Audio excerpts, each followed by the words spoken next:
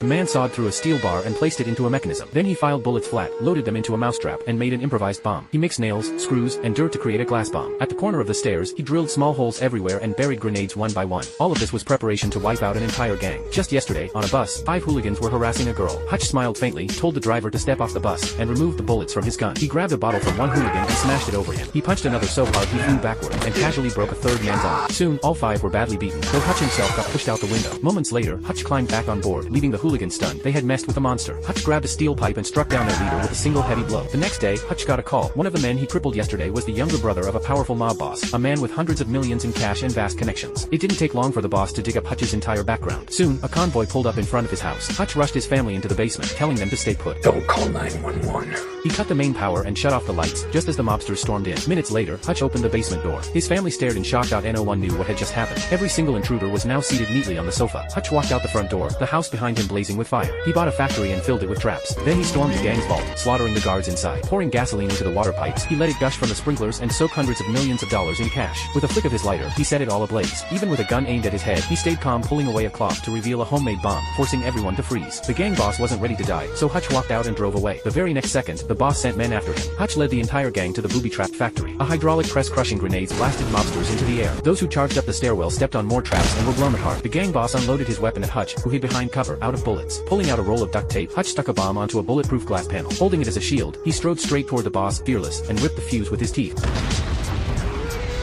So never anger a retired special operative. Hutch later walked into a police station to turn himself in. The officer stared at him and asked, "Who are you?" Me,